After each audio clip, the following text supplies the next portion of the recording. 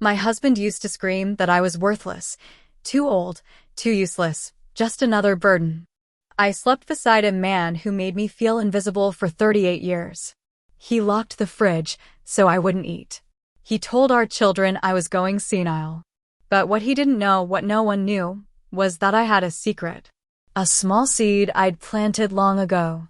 And when it finally grew, it swallowed his whole world. Now he brings me water when I snap my fingers. I sit in the penthouse. He mops the lobby. And ladies, if you've ever been made to feel small after 60, if your kindness was mistaken for weakness, then this story is for you. Please like, share, and subscribe if this touches even one part of your heart. Because this isn't just my story, it's ours. Chapter 1. The Day I Disappeared Without Leaving. I'm Lillian Rae Turner. I'm 67 years old, and I lived most of my life like wallpaper, present, decorative, and completely unnoticed. My husband, Howard, made sure of that. He wasn't always cruel. There was a time I thought he loved me. That time was 1978. It lasted 7 months. After that, it was like I became his servant with no pay and no escape clause. He would twist the thermostat to freezing cold just to watch me shiver. If I turned it back up, he'd call me wasteful and shut off the breaker. At night, he'd toss me one thin blanket like a prisoner on trial for aging. Meals were rationed. You think I'm exaggerating? He locked the refrigerator and kept the key on his keychain, right next to the one for the garage, where my dreams of opening a quilting studio stayed boxed in mildew for over 20 years. And the worst part? No one believed me. Not our kids. Not the neighbors. Howard was charming. The kind of man who shook hands, cracked jokes, and barbecued on Sundays. But behind closed doors, he sliced me to pieces with words no one else could hear. You're old, Lillian. No one wants an old woman. If I left you, you'd rot in some nursing home with bed sores and bingo nights. I used to believe him.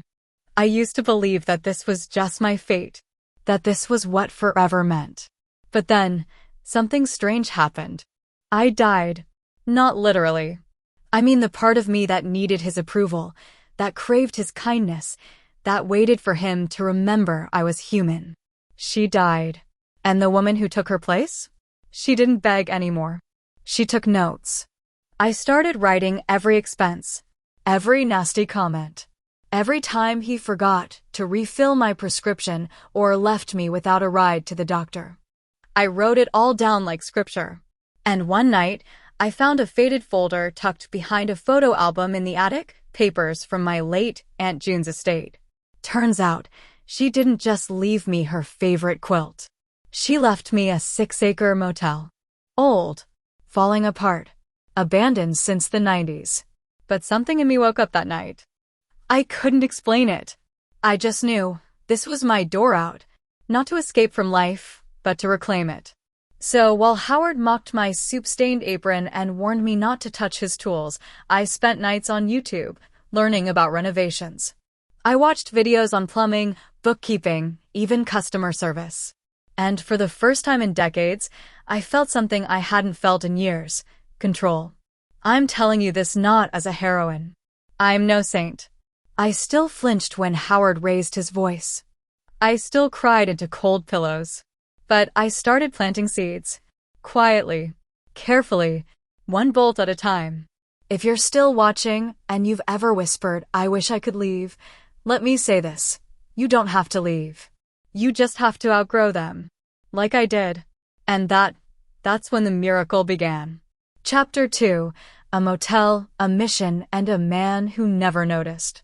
You ever look at a place so broken it almost mirrors your insides? That was the Bluebird Inn. 6 acres of rotting siding, cracked windows, and a rusted sign with only the word bird still hanging. It was hidden in a forgotten corner of Oklahoma, wrapped in silence and dust, and I fell in love the moment I stepped onto its creaking porch. Howard didn't know I went there. He thought I was visiting my cousin in Tulsa. Truth is, I paid a neighbor's son $20 to drive me. I told him it was a memory trip, which wasn't a lie. It was where my freedoms started growing teeth. I walked through each room with a notebook and a flashlight. Peeling paint. Broken tiles. A raccoon in the linen closet. But I saw more than decay, I saw purpose. The kind that doesn't care how old you are or how many wrinkles you've earned. When I got home, Howard was watching the news and drinking cheap whiskey like it was communion. He didn't even glance at me. "You overfed the cat," he said.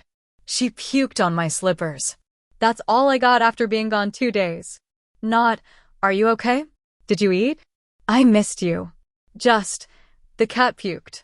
So I nodded, apologized like I always did, and made him dinner. But inside, something had changed. The motel was mine. The plan was mine. And my life, finally, was starting to be mine. Every night after Howard passed out, I took online courses in hospitality management. I learned how to file for a business license, how to repair drywall, and how to negotiate with vendors. I sold my mother's old jewelry to pay for the first batch of cleaning supplies. And when Howard wasn't looking, I pawned the Rolex he always bragged about owning because I bought it for him, and he never even knew. Every cruel word he said became fuel. Every slap on the kitchen counter, every passive-aggressive sigh when I forgot his favorite beer, it all became bricks in the foundation of my freedom. He still didn't suspect a thing. That's the thing about men like him. They only notice you when they need something. And one night, he needed a signature. I was folding laundry when he came and holding a thick envelope. "Need you to co-sign something." "For a business loan," he mumbled. I froze.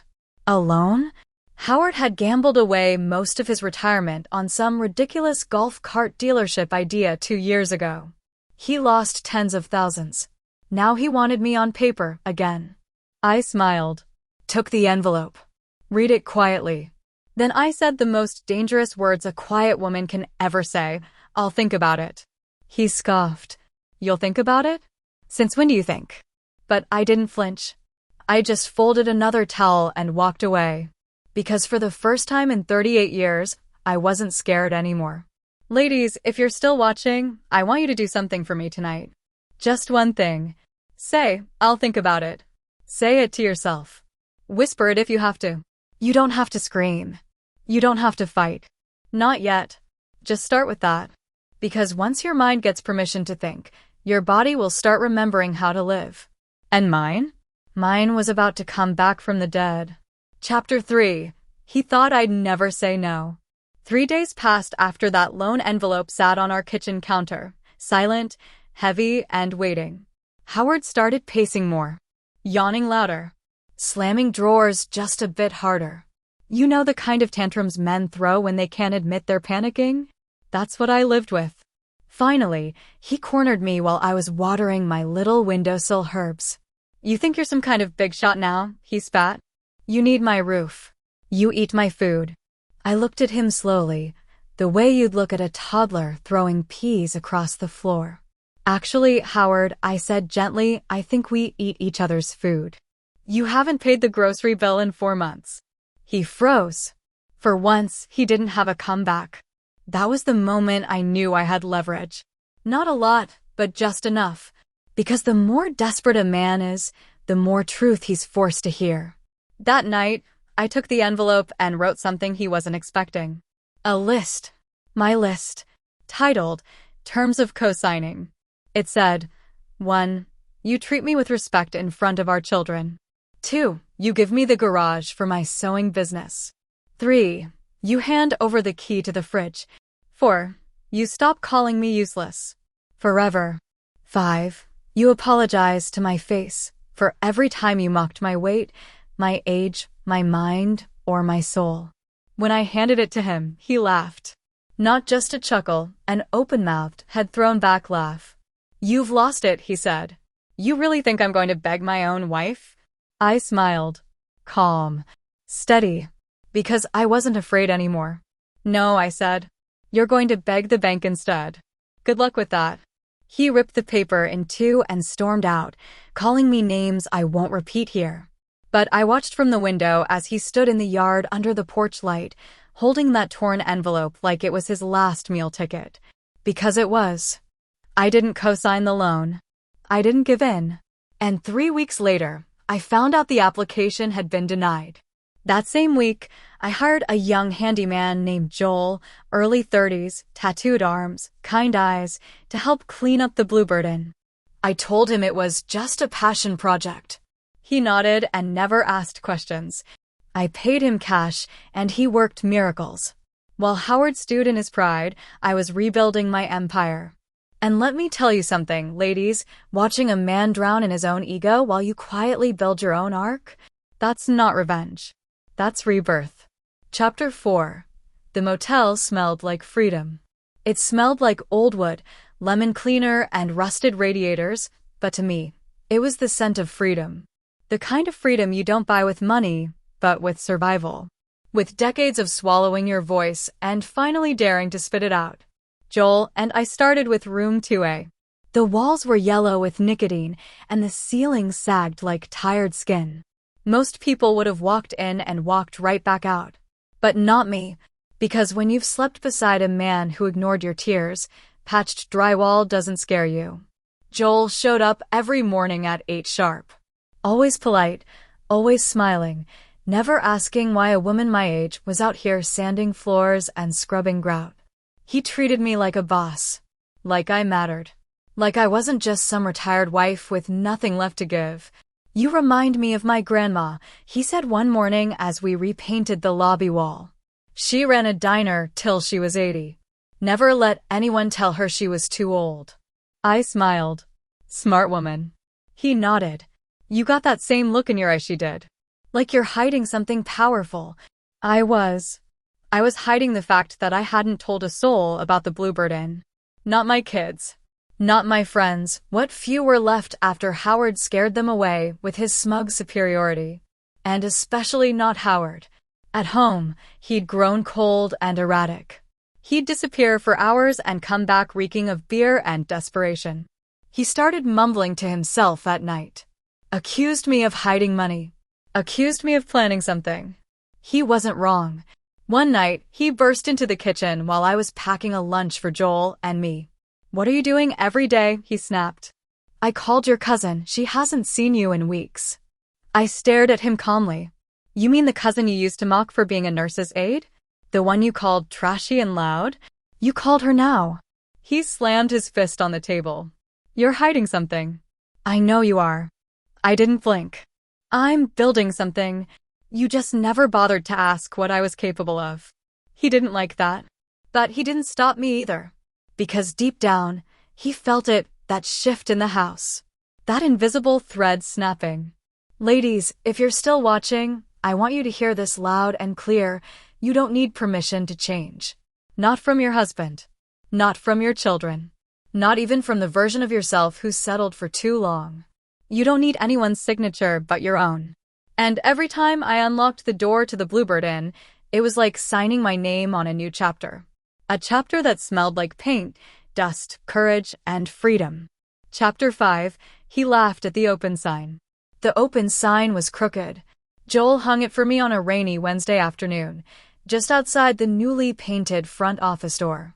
I didn't have a ribbon-cutting ceremony. No big announcement. No grand opening balloons. Just a hand-painted sign, a warm desk lamp, and 3 clean rooms ready to be rented. It wasn't fancy, but it was mine. Joel stepped back, grinning. "Well, Lillian," he said, wiping his hands on his jeans, "you're officially in business."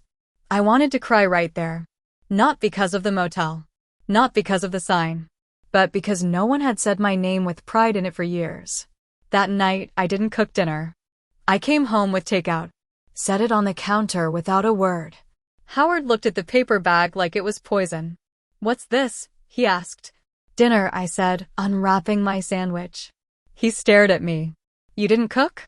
"No," he scoffed. "What did you do all day?" "Watch TV and nap like usual." That's when I told him. Calmly. Quietly. Without blinking. "I opened a motel today. It's called the Bluebird Inn. 3 rooms are ready. I have bookings this weekend." He stared at me like I'd just announced I was moving to Mars. Then he laughed.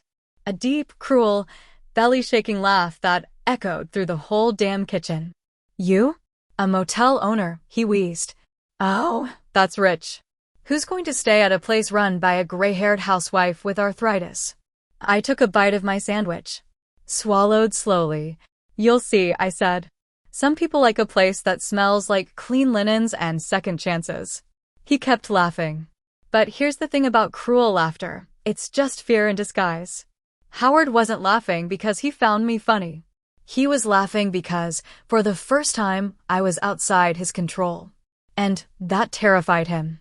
That weekend, a couple traveling through from Missouri stayed in room 1B. They left a note, warm, clean, and quiet. Like visiting your favorite aunt.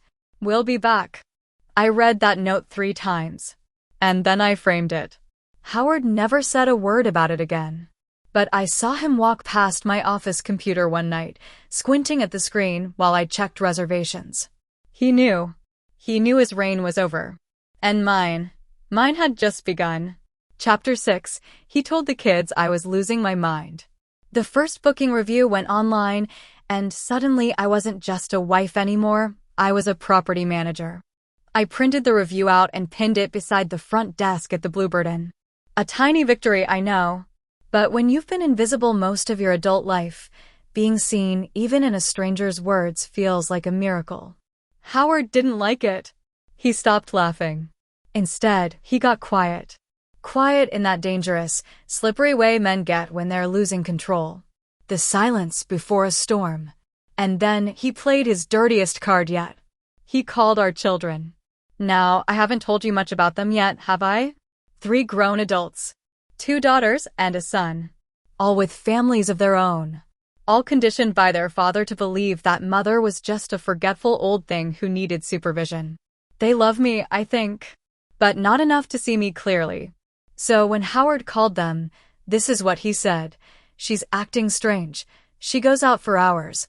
Won't tell me where she's going. She's getting paranoid. I think she might be developing dementia. He planted that seed with precision.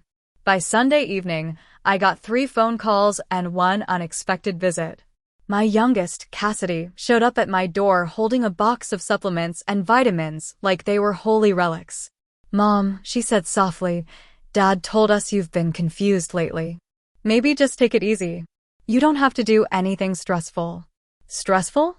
I almost laughed in her face. Instead, I led her to my computer, opened my email, and showed her the weekend's bookings. Then I showed her the ledger I kept. The invoices. The client emails. The tax prep files. I opened a business, Cassidy, I said gently. I'm not sick. I'm awake. She blinked like I'd just slapped her. And then came the words I'd waited decades to hear. Why didn't you tell us? I looked her dead in the eye. Because none of you ever asked what I wanted.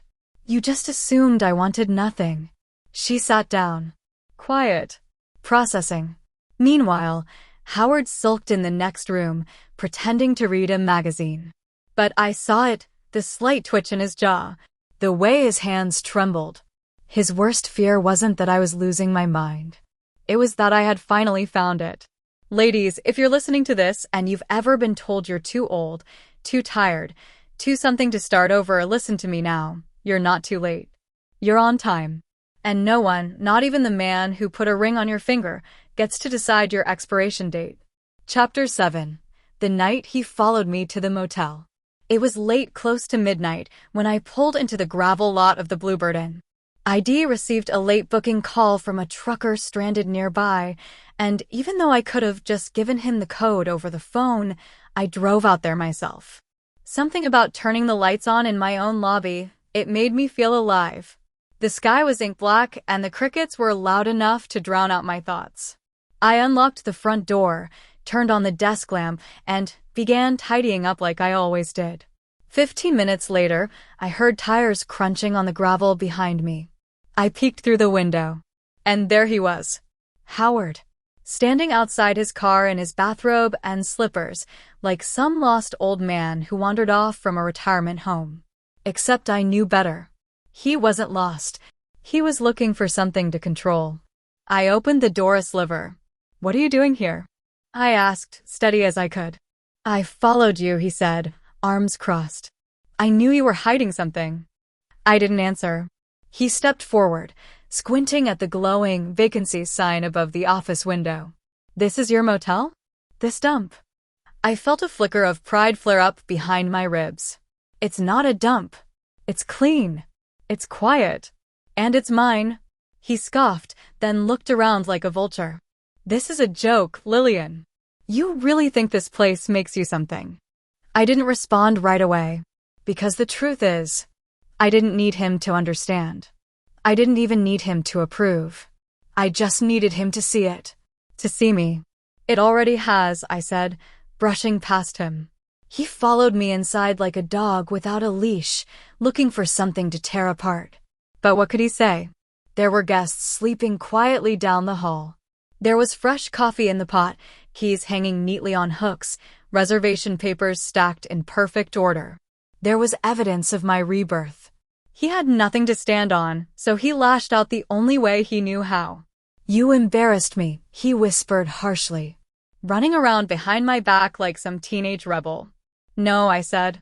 "Teenagers ask for permission. I'm done doing that." He stared at me for a long moment and then said something that made the hair on my arms rise. "If you don't stop this, you'll be sorry." And then he walked out. Ladies, that was the moment I knew my freedom wasn't just annoying him. It was threatening him. Because men like Howard don't want wives.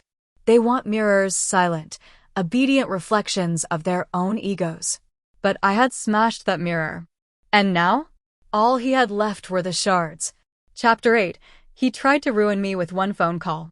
The next morning, I woke up to a voicemail. Lillian Rae Turner. The voice said sternly, "This is Officer Gregson from City Code Enforcement. We received a tip that an unlicensed property is operating as a motel off County Road 8. We'll need to inspect the premises immediately." My hand went cold. I sat on the edge of my bed, heart thudding against my ribs like a warning drum. There was only one person petty and cruel enough to do this. Howard. He didn't confront me again after that night at the Bluebird Inn. No yelling. No arguments.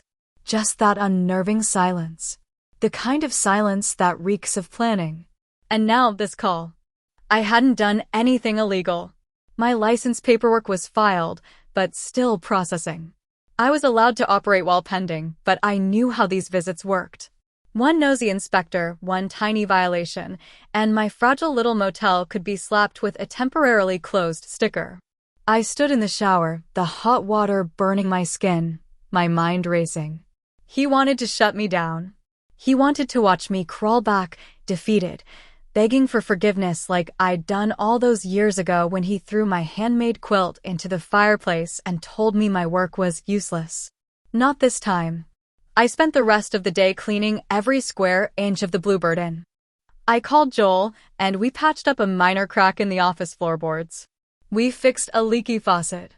We relabeled all the cleaning products. We were ready. The inspector showed up at 2:05 p.m. sharp suit. Clip-on badge. Stern eyes. "You received a complaint," he said. Anonymous tip. Said your property wasn't up to code. I gave him the tour. Room by room. He ran his little checklist, scribbled notes, took photos.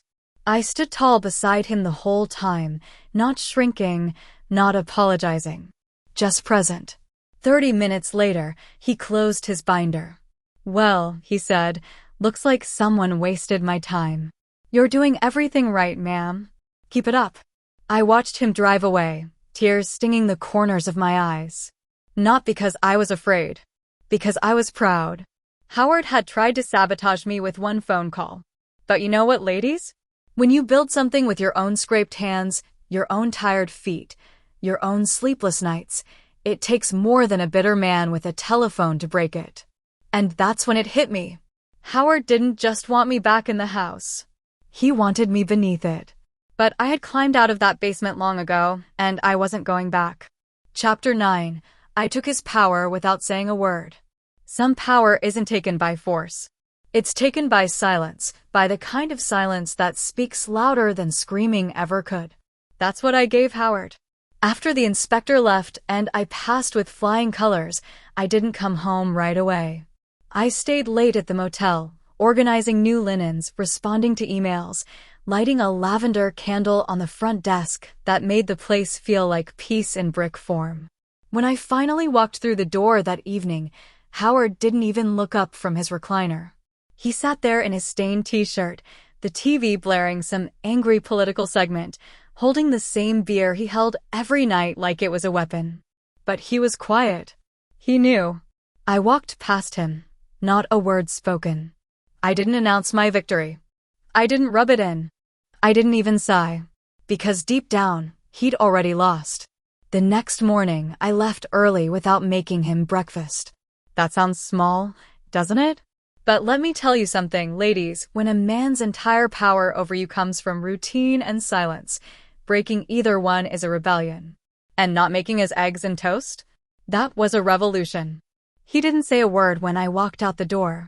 Not, where are you going? Not, who are you seeing? Not even a grunt. I think he finally realized I no longer needed to explain myself. That I had stopped seeking his approval. That I had moved on emotionally long before I moved on physically. And here's what surprised me, it didn't hurt. You'd think watching a 38-year marriage collapse would break you. But when that marriage was already a prison, collapse feels like freedom. That night, I lit candles in room 2C for a newlywed couple driving through from Colorado. I left them a welcome basket with muffins and bottled water. And when the wife hugged me and said, "This place feels like it has a soul," I almost broke down crying. Because I had put that soul there, piece by piece. While Howard sulked in his chair and replayed the ruins of his own control, I took his power. Without yelling, without crying, without even raising my voice. I just left the room. And sometimes, that's the most powerful thing a woman can do. Chapter 10. The day he begged for a job. It was a Tuesday, quiet, gray, the kind of day that makes you want to stay in bed and listen to the rain hit the windows. I had just finished checking in a traveling nurse from Kansas when I saw a figure standing outside the front office. He wasn't holding a suitcase. He wasn't smiling. He looked like a man who'd just lost a war. It was Howard. I almost didn't recognize him at first. His clothes were wrinkled. His face unshaven. That proud posture he always carried like a crown gone. I opened the door. Slowly. "Lillian," he said, voice low, "can we talk?" I looked him over. From his sagging shoulders to his hands, fidgeting like a schoolboy waiting for detention. "About what?" I asked calmly. He looked behind me, inside the motel lobby, where the scent of coffee and lemon polish danced through the air. About work. About everything. I didn't invite him in. He cleared his throat. I lost the dealership contract. The last investor pulled out. They said I was too unstable. That I didn't have vision. I stayed silent. Then he looked me square in the face, the same face he used to mock, the same eyes he used to look through, and said the one sentence I never expected to hear in my lifetime. "I need a job." At first, I thought I misheard. He shifted his feet. "I've been thinking, maybe I could help around here. You know, maintenance, cleaning, whatever. I could be useful." Useful. Now he wanted to be useful. After decades of treating me like a ghost, he wanted to mop floors in the house I rebuilt from ashes. I didn't say yes. But I didn't say no either. Instead, I looked at him the way he used to look at me, unimpressed. "You know where the mop is," I said. "You can start with the hallway bathrooms." He opened his mouth like he wanted to say something, maybe protest, maybe apologize, but nothing came out. He just nodded and walked inside. And I watched him disappear into the building like a shadow swallowed by the very thing he tried to destroy. Ladies, if you've ever begged a man to see you, to love you, to treat you like a human being, just know, one day, if you rise on your own, they'll beg you for scraps of the world they once ruled over. And that's not revenge. That's justice. Chapter 11. I made him wear a name tag. The name tag wasn't cruel. It was policy. All staff at the Bluebird Inn wore one, simple black plastic with white engraved letters. Lillian, owner, was pinned to my sweater every morning. Joel had one. Even the weekend laundry girl, Trinity, wore hers proudly. So when Howard showed up the next day in khakis and a faded button-down, trying to act like he'd always been part of this place, I handed him a tag that said simply, Howard, staff. He stared at it like it was a joke. "This really necessary?" he asked, smirking, like he thought I'd break character and laugh along with him. I didn't. "Yes," I said. "Guests need to know who they're talking to. It's about accountability." He opened his mouth, probably to tell me how humiliating it was. But instead, he clipped it to his shirt. The pride he once carried like armor had eroded into something I couldn't even name. I watched as he rolled a cleaning cart down the hallway, eyes down, steps heavy. He cleaned toilets, changed bedsheets, swept porches. I never raised my voice, never taunted him, never gloated. But every time I passed him in the hall and caught a glimpse of that name tag, I felt something quiet bloom inside me. Not revenge, not triumph. Peace. I had spent years walking on eggshells. Now he was walking in my footsteps, trying to earn a place in a world he never believed I could build. And the guests? They didn't know our history. To them, he was just the older man who brought extra towels and filled the coffee urn. He smiled when they thanked him. But I saw it, that flicker in his eyes when someone referred to me as your boss. Because I was. One guest, a woman traveling alone like me, said something that stuck with me. "He's polite," she said, sipping tea at the front desk. "You must have trained him well." I smiled softly. "He's still in training." Ladies, let me tell you, there's no power greater than rising silently in a world that told you to sit down. There's no name tag that could ever label the strength it takes to survive a lifetime of dismissal and still lead with grace. Chapter 12. He asked to move into one of the motel rooms. It was pouring rain when he knocked on the office door that night.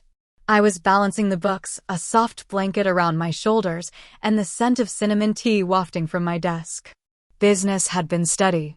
A group of traveling nurses had booked all 3 rooms for the weekend. I had already turned away 2 last-minute guests that day. Howard stood there soaked, holding a plastic grocery bag with what looked like clothes, a toothbrush, and a bottle of antacids. I need a place to stay," he said. I didn't speak at first. Just looked at him. Water dripped from his sleeves onto the linoleum floor. "What happened?" I asked finally. He sighed. "The house. The mortgage was under both our names, but I took out a second loan years ago. Without telling you. They're foreclosing." Of course he did. Of course he hid something like that while I scrimped for groceries and repaired my sewing machine with paper clips. "The kids don't want me staying with them," he added quickly.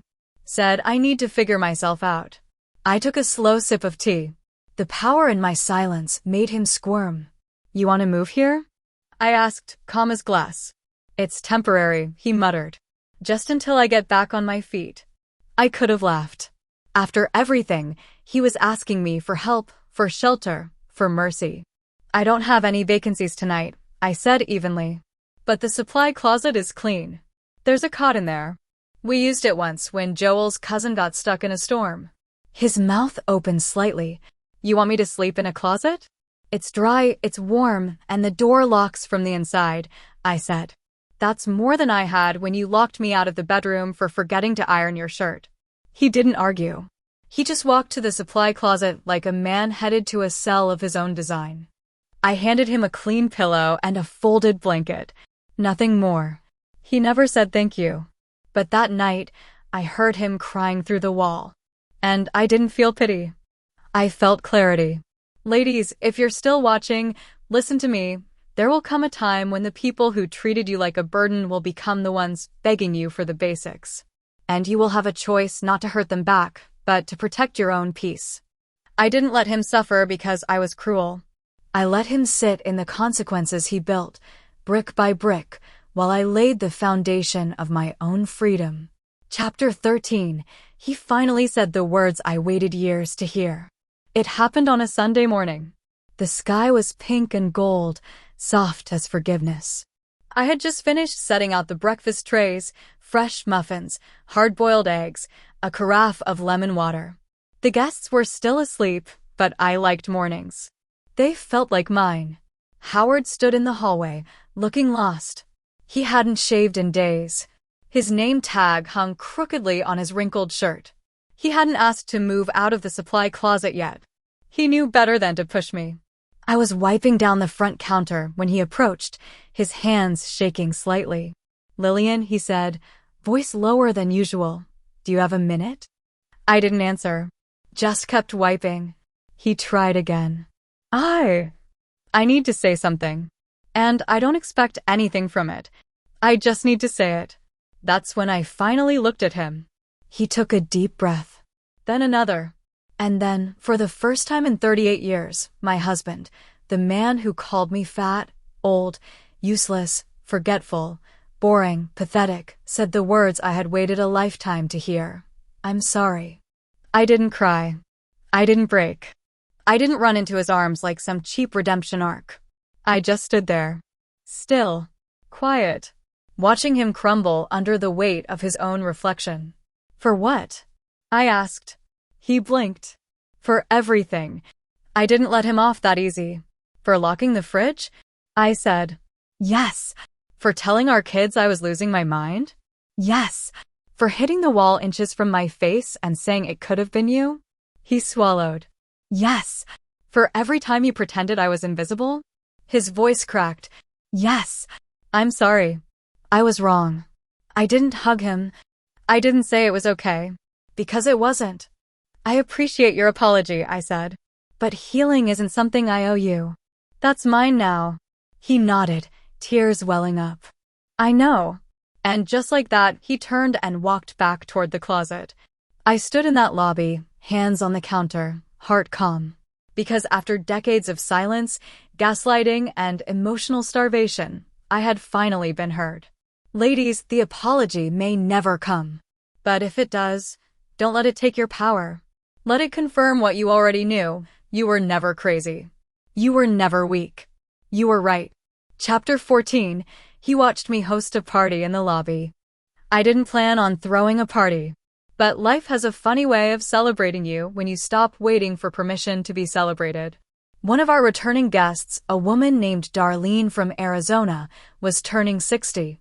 She said she didn't want to spend her birthday in another faceless hotel room.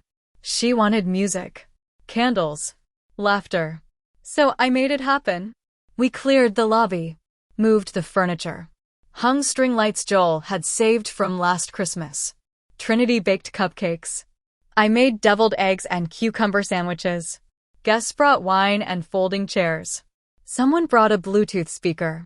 It was simple and beautiful and full of women just like me, older, wiser, weathered but undefeated. We danced in our orthopedic shoes. We laughed until our ribs hurt. We clinked glasses filled with lemonade and stories we were no longer ashamed of. Howard stood in the corner.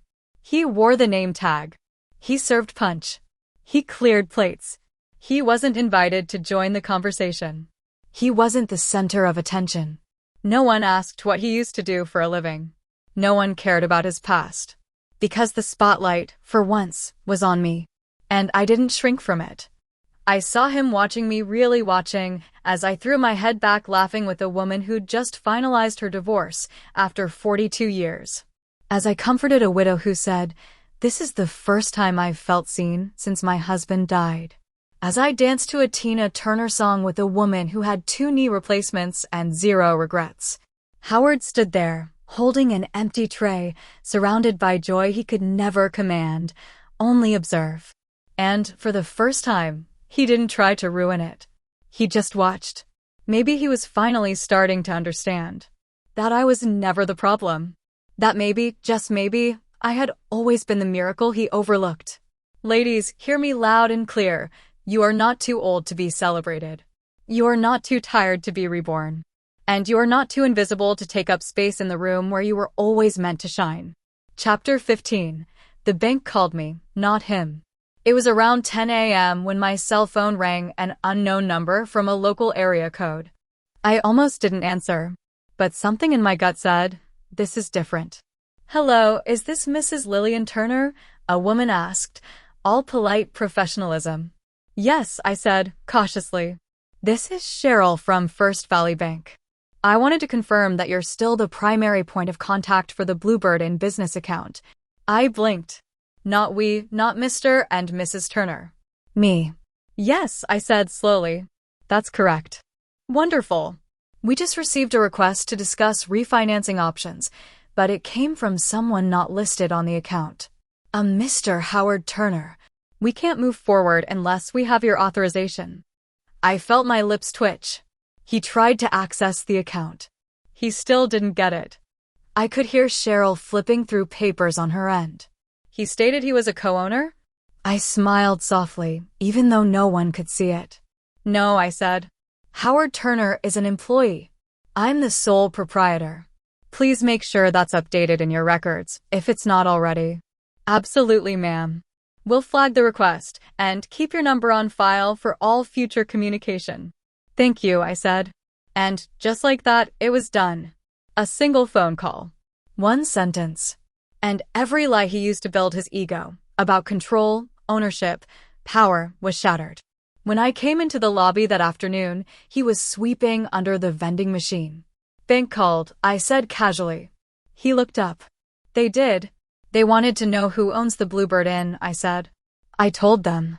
His eyes dropped back to the floor. I just thought maybe I could help with some of the finances. I didn't mean you didn't think I'd have it under control, I interrupted. But I do. I always did. You just never bothered to look. He stood there in silence, holding the broom like it was the only thing keeping him from falling over. And in that silence, I felt more powerful than I ever had during all those years of being dismissed. Ladies, let me tell you something. They may try to take credit for your success. They may try to sneak back in once your soil starts to bloom. But the roots remember who planted the seed. And when the phone rings, make sure your name is the only one they call. Chapter 16. He asked to sit at my table again. It was spaghetti night at the Bluebird Inn. Every other Friday, I cooked a big pot of food and invited whichever guests were around to sit together in the lobby. Nothing fancy, just plates, stories, and second helpings. People laughed, shared photos, talked about breakups and road trips, grandkids and grief. The table was small, but it always felt full. Howard had never joined us. Until that night. He stood by the coffee bar, holding a chipped mug like a shield, watching us laugh over garlic bread and spilled Parmesan. He hadn't eaten much lately. Joel said he skipped meals when the motel got busy. Said he didn't want to get in the way. Maybe he was trying to disappear before I could tell him to. But that night, he didn't hide. He cleared his throat and stepped toward the table. Lillian, he said, just loud enough for the room to hear. Do you mind if I sit? The table quieted. All eyes shifted to me. I wiped my hands on a napkin. Met his eyes. He wasn't smug. Wasn't angry. Just tired. Small. Like a man standing in front of a judge he used to laugh at. There's a seat over there, I said, nodding to the end of the table. You'll need to serve yourself. He didn't flinch. Didn't argue. He walked to the counter, filled a plate, and took the empty seat beside the maintenance closet. He didn't speak much. Just listened. Nodded. Ate in silence like someone who finally realized silence could be respectful, not weaponized.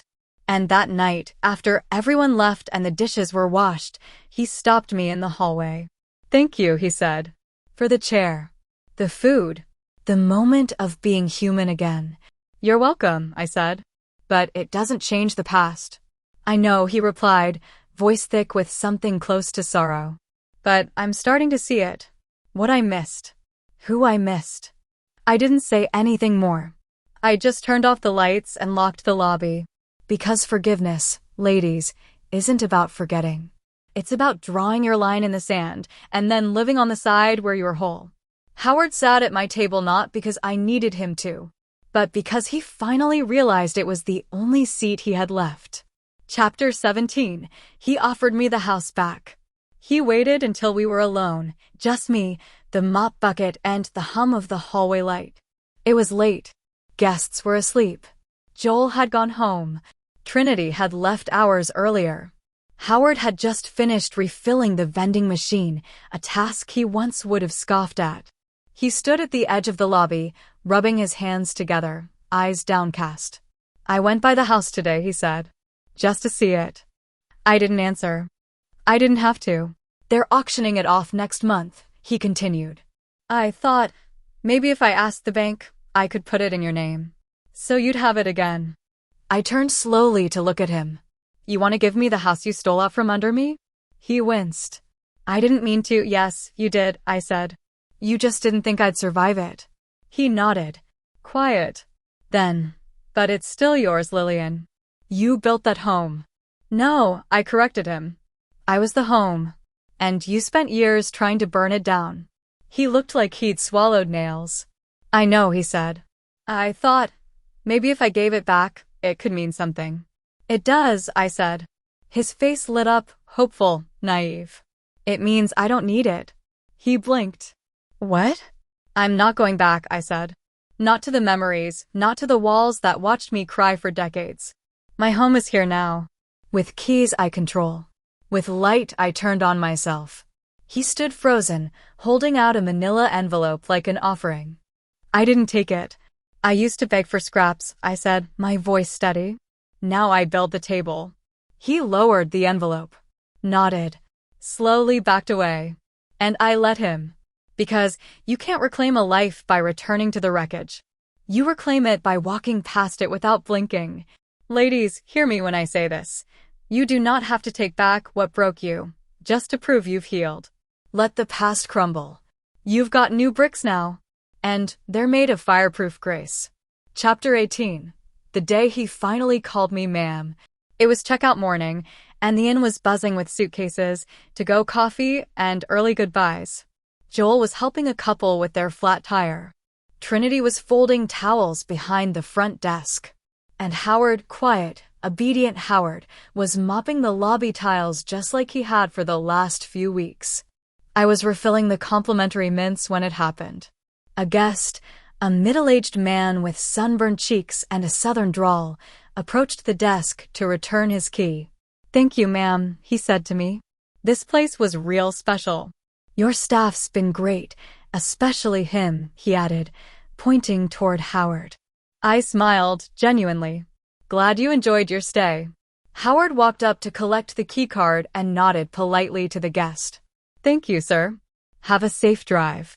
And then right there, in front of the guest, Joel and Trinity, he turned to me. Do you want me to restock the coffee bar now, ma'am? I froze for half a second. Not because of the task, but because of the word. Ma'am. He'd never called me that in nearly 4 decades of marriage. Not once. Not in kindness, not in deference, not in respect. He used to call me woman, you, or, when he felt generous, Lillian, with a tone that curled under my skin like vinegar. But this was different. He said ma'am the way a man speaks to someone who outranks him. And in that moment, it wasn't about coffee. It was about recognition. Yes, I said simply, thank you.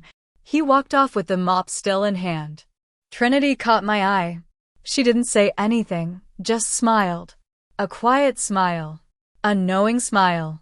Because we both knew what had happened. The man who once controlled the house now served in the inn. The man who once belittled me now stood in my presence with lowered eyes and folded hands. And the woman who once begged to be heard? She now ran the room. Ladies, I don't tell you this to gloat. I tell you this because I want you to remember, the world will try to reduce you. To make you smaller, quieter, dimmer. But if you keep walking, if you keep rising, they will have to speak to you with respect. Even if they waited their whole life to do it. Chapter 19. I told the truth on live radio. I never intended to become a voice for anyone. But one afternoon, I got a phone call from a local radio station. The host had stayed at the Bluebird Inn on her way back from a funeral. She left a lovely review online, clean rooms, warm hearts, and the kind of place that makes you feel like you still matter. She didn't know anything about my past. Not really, but something in her gut told her I had a story. So she invited me on her show. 5-minute feature, she said. Just talk about your motel and what it's like starting a business at your age. I almost said no. Then I remembered all the nights I cried alone in silence. All the mornings I stared into the mirror wondering if I still existed. I said yes. They called me in from the lobby phone. Trinity brought me tea while Joel turned off the vacuum so the sound wouldn't echo. And then the host asked a simple question. What made you decide to open the Bluebird Inn? I could have said it was for fun. For money. For something to do. But instead, I told the truth. I opened this motel because I needed a reason to stay alive, I said. There was a pause. I continued. For years, I was invisible. I was called names. Made to feel like my age was a curse and my kindness was weakness. I was locked out of my own life. But one day, I found a forgotten building, and I decided to build myself back alongside it. The host whispered, "My mother needs to hear this." I spoke for 10 minutes. I didn't hold back. I spoke for the women like me, the ones over 60 who had become shadows in their own homes, the ones who smiled through cruelty, the ones who still made coffee for men who never said thank you. I told them, you are not a burden. You are not expired. You are not done. After we ended the call, my hands trembled. I didn't know if anyone heard me, but within hours, my inbox exploded. Hundreds of messages from women all over the country.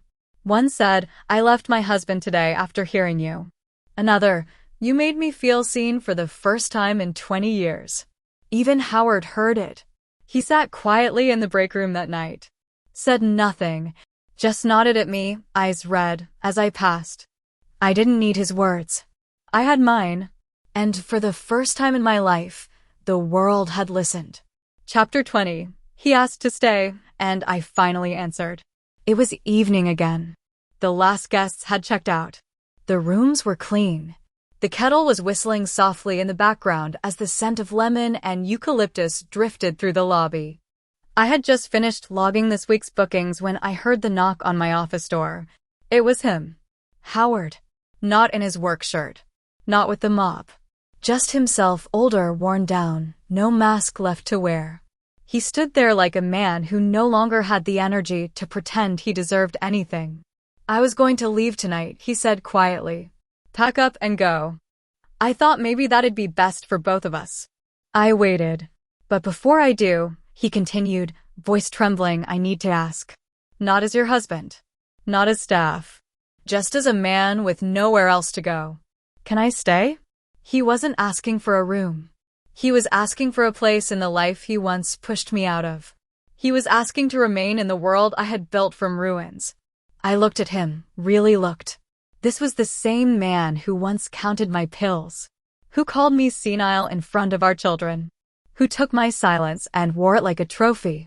But it was also the man who now swept floors, changed sheets, who stood by while I claimed my story on live radio and didn't interrupt. I don't hate you, I said. He looked surprised. You don't? No, I said. But I love myself more. He blinked, and something in his shoulders sank. You can stay, I said. But not as my husband. Not as my past. His lips parted slightly. You can stay here as long as you understand this. I am not your wife anymore. I am the owner of this place. The architect of this piece. If you stay, it's as a man who understands he no longer runs the show. He swallowed hard. I do. Then the answer is yes, I said. You can stay. But only if you keep learning how to serve. He nodded. I want to. I poured 2 cups of tea. Set one down on the desk in front of him. Sat across from him, not beside, not beneath. Across. We drank in silence. Not the silence of fear or bitterness or control, but the silence of truth. The kind that says, I survived you. And I still have love to give, to myself, to the world, maybe even to you. But only on my terms now. Ladies, if you're still listening, remember this. You don't have to burn the whole house down to rise from the ashes. Sometimes all you have to do is move the table and make them ask for a seat.